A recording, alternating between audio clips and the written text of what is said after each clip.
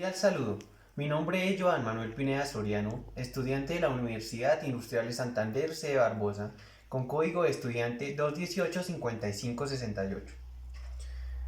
Actualmente cursando la carrera de Ingeniería Eléctrica, a continuación les mostraré el desarrollo de un circuito magnéticamente acoplado para la materia de circuitos eléctricos 2.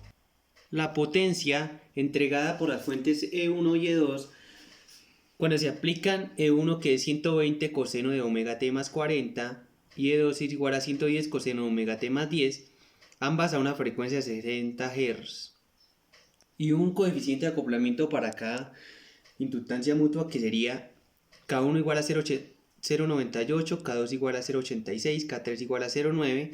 Las tres bobinas o cuatro bobinas del sistema son L1 igual a 1000, L2 igual a 1800, L3 igual a 900, L4 igual a 3600 milihenrios. Y L1, R1 y R2 son 400 ohmios y 350.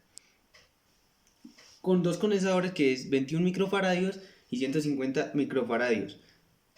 Y podemos observar el ejercicio que consta del acoplamiento entre las bobinas, donde podemos observar que la bobina 1 y la bobina 3 están magnéticamente acopladas, que la bobina 1 y la bobina 2 también están magnéticamente acopladas y que la bobina 2 y la bobina 3 se encuentran magnéticamente acopladas. A continuación desarrollaremos el ejercicio plano o el circuito plano de este sistema.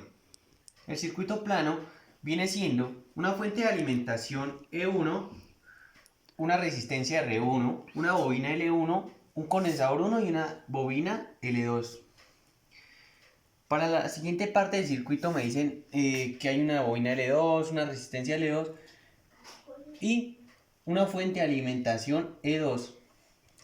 Los valores de esta es 120 a un ángulo de 40 y de esta fuente es 110 a un ángulo de 10 grados. Para los valores de la bobina tenemos que tener en cuenta que estos valores son en el dominio frecuencial. Entonces nos dicen que nos dan una frecuencia de 60 Hz, pero yo no puedo afirmar que la frecuencia como tal del sistema. Yo necesito hallar la frecuencia angular. La frecuencia angular es igual a 2pi por f, donde f sería igual a 60. Entonces tendríamos que la frecuencia del sistema sería 120 pi. Para pasar esto a o al dominio fasorial, decimos que en las bobinas es igual a J omega L. Entonces, omega es 120, J se ha expresado para que me quede en fasor o en dominio frecuencial, y este es el valor de la bobina en henrios. Como lo podemos observar, decimos que la primera bobina es 1, la segunda bobina es 1.8 y la tercera bobina es 0,9 por W por J, por W por J. Los cuales los valores respectivamente son, para la bobina 1 es 120 πJ, para la bobina 2 es 216 πJ, para la bobina 3 es 108 πJ y para la bobina 4 es 432 πJ. Las inductancias mutuas del sistema como tal me dice que la bobina 1 y la bobina 2 están magnéticamente acopladas y con una constante de acoplamiento de 0,98. La bobina 2 y la bobina 3 están magnéticamente acopladas con una constante de acoplamiento de 0,86. La bobina 3 y la bobina 1 están magnéticamente acopladas con una constante de 0,9. ¿Cómo yo voy a relacionar por qué sé que están magnéticamente acopladas? Hay una ley que dice que es la ley de los puntos y me dice que si las dos corrientes entran por punto en la bobina, son positivas las inductancias mutuas. Entonces digo que la bobina 1 y la bobina 2 las voy a nombrar como si fueran puntos magnéticamente acopladas. La bobina 2 y la bobina 3 estarían por el cuadrado y la del triángulo sería la bobina 3 y la bobina 1. Ahí puedo decir que están magnéticamente acopladas. Para hallar estas inductancias mutuas, lo que tengo que hacer es relacionar estas constantes de acoplamiento con cada bobina. Entonces, como podemos observar, aquí encontramos la constante 1, la constante 2 y la constante 3 por cada una de las dos relaciones de las dos bobinas. Y esto nos dice que es la bobina 1 y 2, la bobina 2 y 3, la bobina 3 y 1, dándonos sus valores de estos valores en henrios. Estos valores yo los tengo que hallar o pasar al dominio de la frecuencia. ¿Y cómo los hallo? Como si estuviera pasando una bobina como tal, que en general es J omega L. Entonces digo que J omega, que es 120 pi porque ya lo calculé, por el valor de la inductancia mutua, J por el valor de la inductancia mutua por omega, J omega por el valor de la inductancia mutua, y me da un valor de 495,6, 412,6 y 321,6 J. Ya estaría pasando eso en el dominio frecuencial. Ya les voy a mostrar la forma reducida del sistema con dichos valores. Vamos a desarrollar dos mallas, ya que la bobina 4 no está magnéticamente acoplada con ninguna. Entonces para ello vamos a plantear las ecuaciones de malla 1, que sería la resistencia 1 más la bobina 1 más el condensador más la bobina 2 y la fuente de alimentación, ¿cierto? Pero ¿qué me faltaría añadirle a eso? Pues me faltaría las inductancias mutuas entre la bobina 1 y 2, entre la bobina 2 y 3 y entre la bobina 3 y 1. Entonces para ello vamos a tener en cuenta los signos de esto. Decimos que la inductancia mutua entre 1 y 2, ¿qué signo tendría?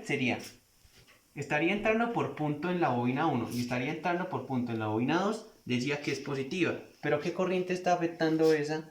Pues sería la corriente I1. Entonces digo que es M12 por I1 más la 3 y 1.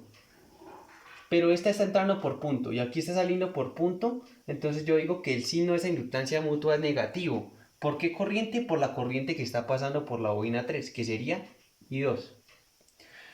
Más o menos, según la bobina 2 está experimentando una inductancia mutua con la bobina 3, pero la bobina 3 está saliendo y la bobina 2 está entrando, es negativo y es la inductancia mutua 2,3 por la corriente que está pasando por la bobina 3, que es I2, igualada a un ángulo de 120 pues a la corriente o a la fuente de alimentación E1, que sería 120 a un ángulo de 40 grados. Para la malla 2 tenemos que la resistencia 1 más la bobina 2, más la bobina 3, perdón, menos el condensador, porque es negativo, menos, ¿por qué menos? La inductancia mutua 2,3, porque está entrando por punto y está saliendo por punto, entonces la inductancia 2,3, ¿por qué corriente? Por la corriente que circula por la bobina que está compartiendo, que le está suministrando, que sería I2. Sería L2, que sería por la corriente I1. Menos M31 porque sale por punto en la bobina 3 y entra por punto en la bobina 1. Entonces yo tengo que tener en cuenta que el signo, según la ley de puntos, es negativo por la corriente que está circulando por la bobina 1, que es igual a I1.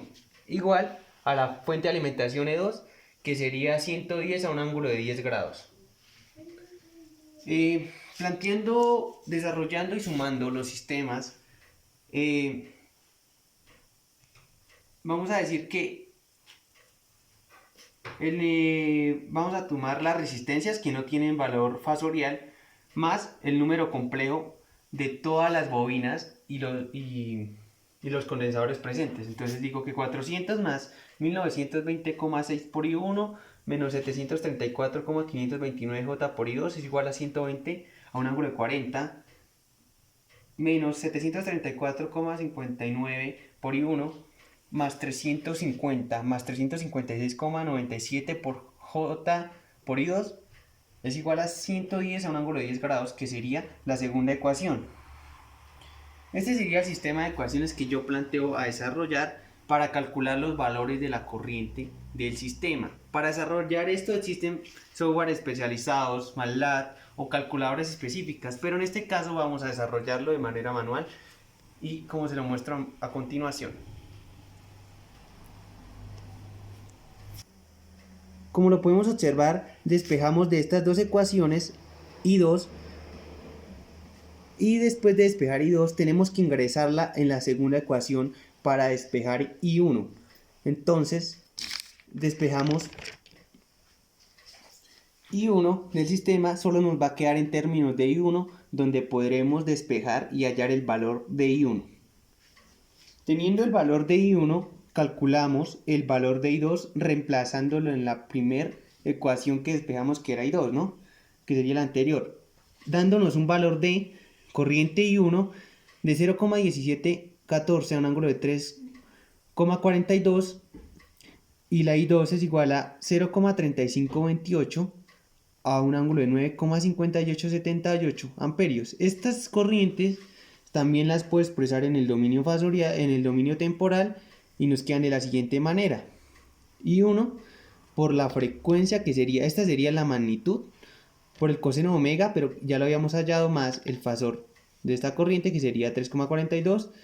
Lo mismo con la otra, que sería 0,3528, que sería la magnitud por coseno omega t por el desfase. Muchísimas gracias por su atención.